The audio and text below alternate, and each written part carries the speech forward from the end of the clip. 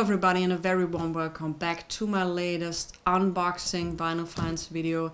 It's been a while. I got a ton of records lately, but I didn't came around to do the video. So when I got this box, I thought I'm opening it together with you and we share the experience. It's a Disco Holy Grail and I waited years to find it, and also for a reasonable price in a reasonable condition, and maybe this is the moment. I was gone over the weekend. The package came on Friday when I already left, and you can imagine how my weekend was, and I couldn't wait to be home. Now it's in front of me and I'm super nervous. I got myself a tiny little glass of gin tonic to celebrate with you or to drown my sorrow in it. We will see that. And I also got some other records, and I thought we push that moment a little back and start with some records I've bought, and we also remove the shrink of some records. And yeah, let's start with that. I put the package that way, and the package, I've never seen a package so well done with records in it, honestly. A couple of weeks ago, I did a Pablo live stream with Jack Graham, and I thought, well, I'm getting some Pablos, some Pablos he recommended, and also some for presents. And I was in 4 stores, and they were sold out. Especially the German versions, the German pressings are now very in demand. I'm surprised.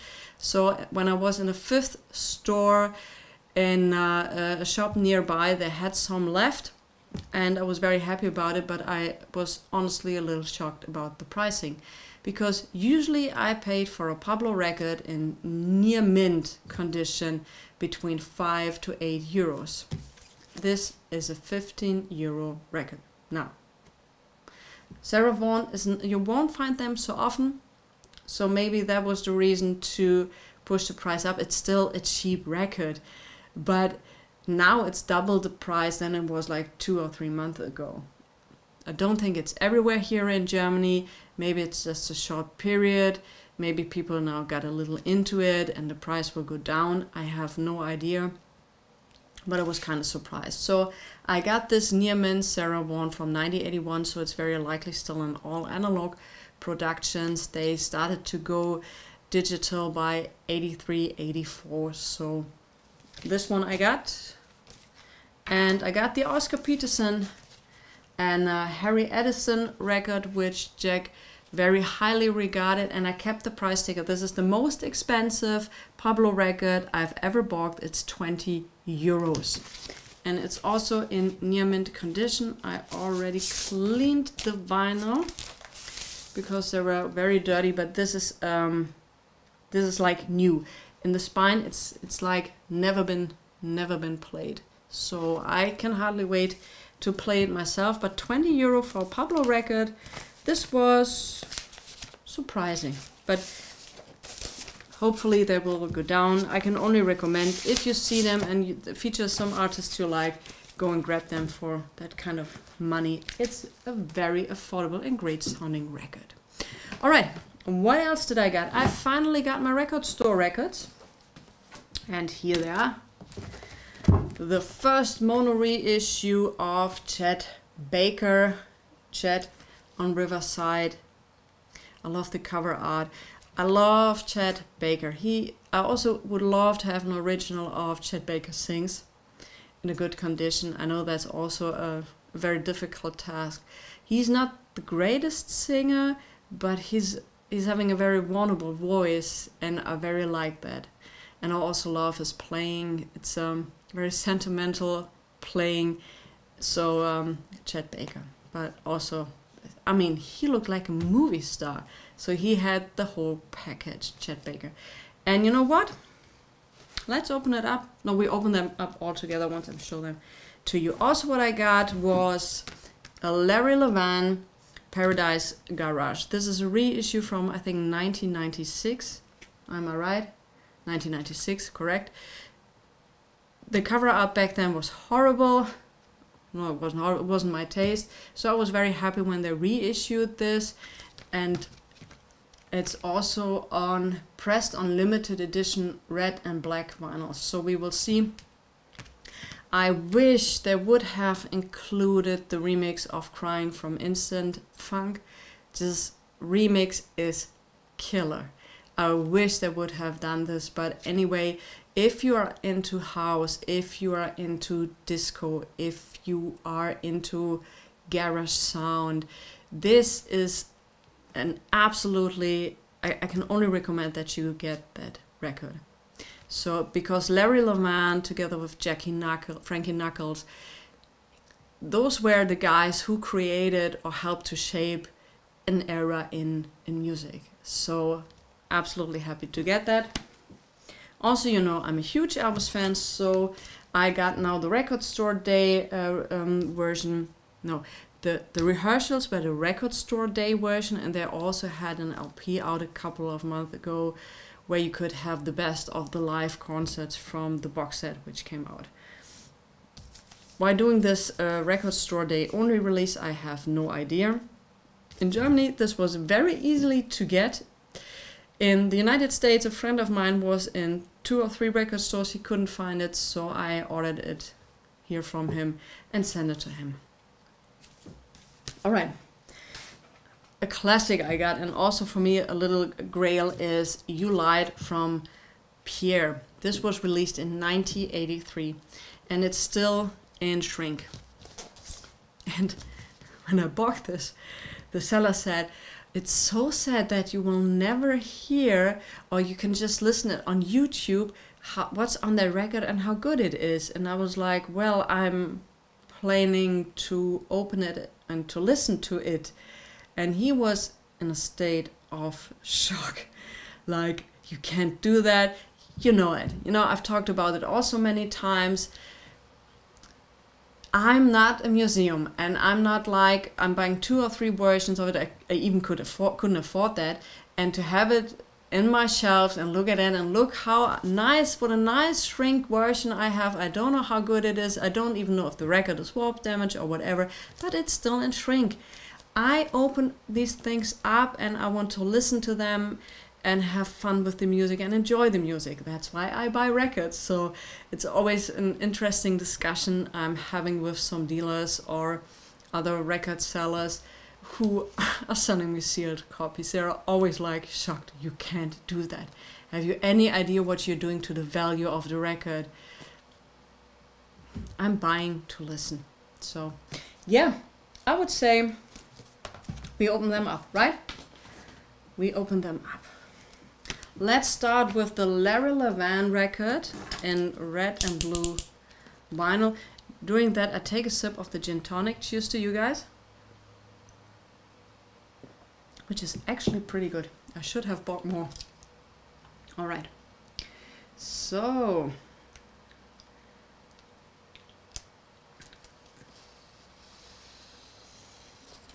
that was well done. I'm learning that. I'm learning to do that.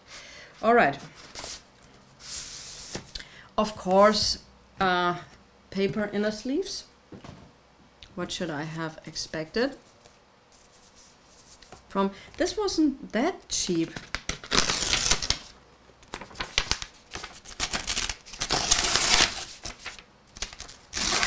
That's how I opened them up, because it happened to not such a cheap Dusty Springfield record that I put it out on the paper inner sleeve and it got some scratches, so I don't care. So look at that. Awesome, awesome color. There is some plastic, yeah, that's some dirt. We'll clean that up. Looks great. So papers got to go. All right, put that up here. The other one we will free later. Okay, what else do we got? What's easy to open, because this is difficult to open, believe me. All right, Chet. I can't wait to have you play tonight, Chet. So this won't be that easy because the record is up in front of that. You know what? We play some music while I do this.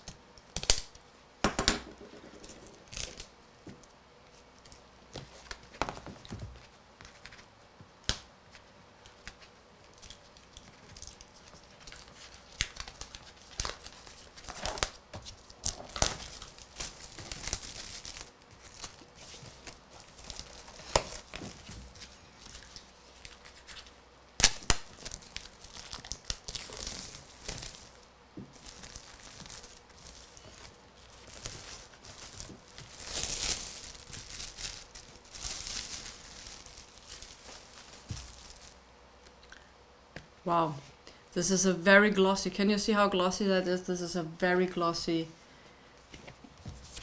This feels very thick and valuable. Really, for you have the feeling you get something for the money. And if they now have a poly-lined inner sleeve, I'm totally happy. Or even some kind of, holy smokes. Wow, this is what I expect when I buy a record like this.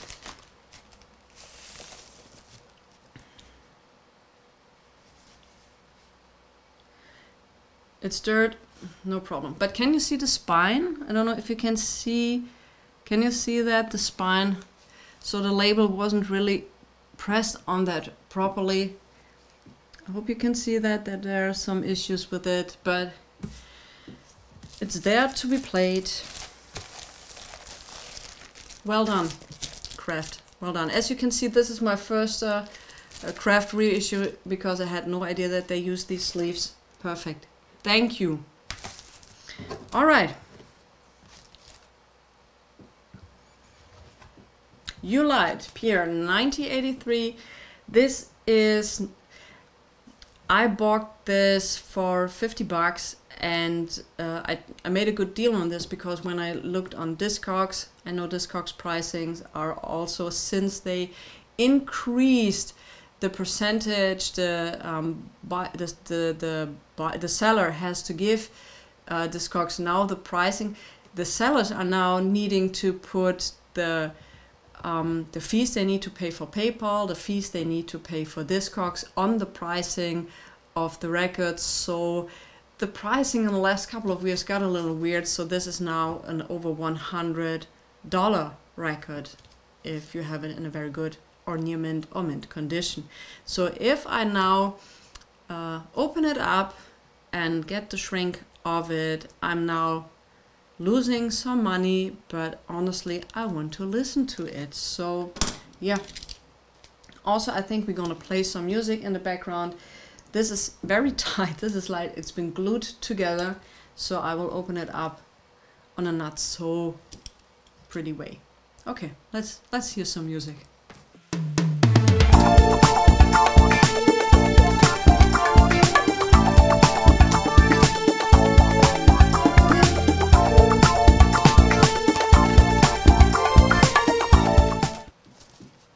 Alright, that was easy. Stunning condition, of course. It wasn't shrink wrap.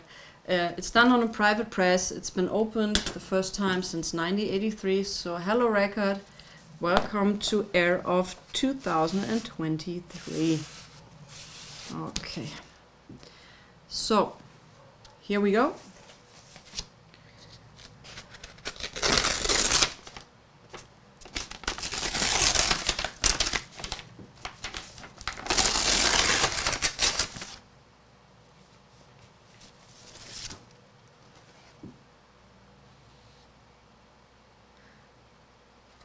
A lot of dirt, but no paper burns, no scuff, nothing. Awesome. Got to go. So here we are. Honestly, I can't wait to play this record. I do understand if people want to say I want to keep it in shrink because I bought two or whatever, but I want to listen to it and I can hardly wait. All right, now it's time for the package. Honestly, I'm so happy we're doing this together because I'm so nervous. Great, Jim. All right. I'm nervous. Okay, before I open up, little backstory. When I was younger, I was in clubs, a lot of times in clubs in London, because I was very much, and still I am, into vocal house, because they put fragments from disco music and make actually new songs of it. I'm totally into that. And by, I think 1997 or 1990, around that, late 90s, around that time. I was in a club and they played a song, and afterwards I met the DJ at the bar, and he was a very good DJ, and he knew that, and he was kind of, I wouldn't say arrogant, but he was also a little drugged. But anyway, I asked him about that song, and he said he named the group, and also a little backstory about that he had actually traveled to Canada to get his record from somebody who made Vacation in the early 80s in Bermuda to get that record. And he said, you're gonna never have an original of it, don't even bother, and don't ask me if I'm selling it to you, you can't afford it anyway, blah blah blah blah blah. He wasn't sober anymore, so no issue with that. Anyway, I've seen this record over the years around 3 times. It's, once again, a private pressing, and it has some issues. All those 3 ones I have seen, they had paper burns on almost the same spot. They had some surface scratches and some pressing issues. I'm familiar with that. I did a lot of research with these private pressings, and I know that they can have these issues. Anyway, let's open it up and I tell you some more about this record. All right. Once again, I think the packaging was this is absolutely very well been done.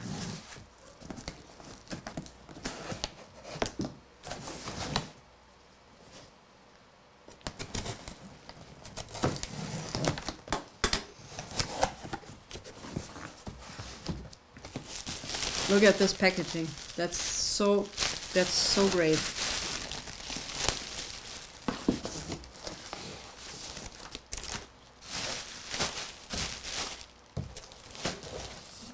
Got to go. Okay.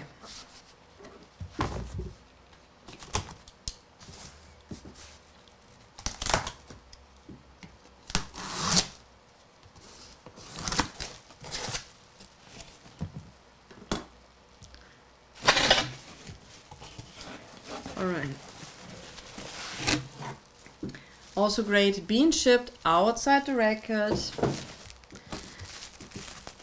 Sometimes you get expensive records that are shipped in the jacket, and also the sleeve is still a paper sleeve. I love that.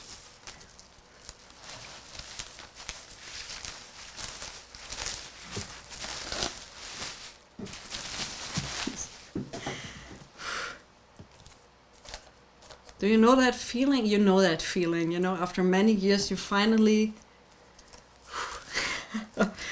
Wow,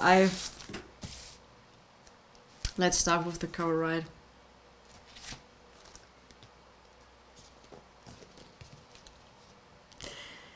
Okay, it's signed. If you know my channel a little bit, it's signed. This is... He said it's VG plus.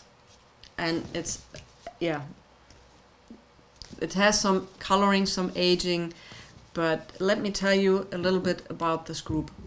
So the only way to get this record was when you were in the early 80s in Bermuda, because this group recorded that album in Bermuda. Paradise was a group which was hired by some hotels, and they also had a residency, so they stayed for a longer while in hotels to play music. And they were hot. They were just phenomenal. So they were the kind of superstars from Bermuda. But it was very localized. So they were superstars in Bermuda, but nothing really got out of it. And so they had the chance by 1981 to release, or to record and release, a record, and this is sizzling hot. And this is an absolutely killer record. If you're into disco, if you love Earth, Wind and Fire, this is absolutely a record to go. Finding an original is difficult and getting more and more expensive. So there are some reissues out there. Check them out. They're great. And the song I heard back then was I Came to Dance. And once again, okay. we cheers to the great cover. And now let's have a look at the record. Wow.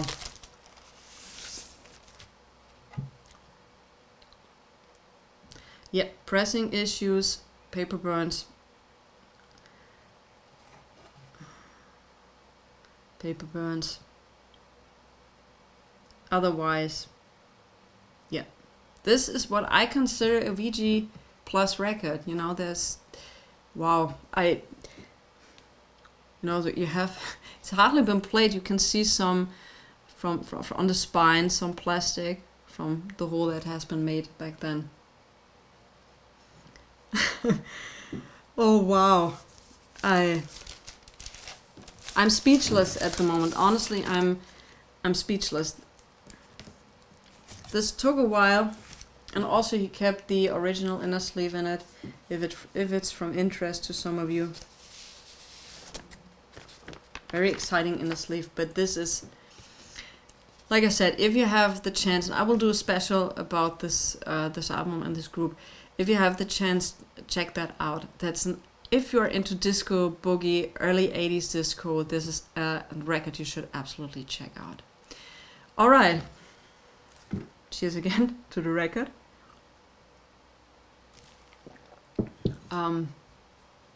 Yeah, thanks for opening it up with me. We are sharing this together. And thanks for watching. I will clean these now, put them in proper sleeves, inner and outer sleeve. And have a very enjoyable night with my gin tonic and some great record finds. Once again, thanks for watching. Have a great week. Stay safe. Stay healthy. Listen to good music. Maybe Paradise. Maybe Larry Levan. Maybe Pierre. Maybe Chet Baker. Maybe Sarah Vaughan, or did I miss someone? Harry Edison. So stay safe. See you next time. Bye.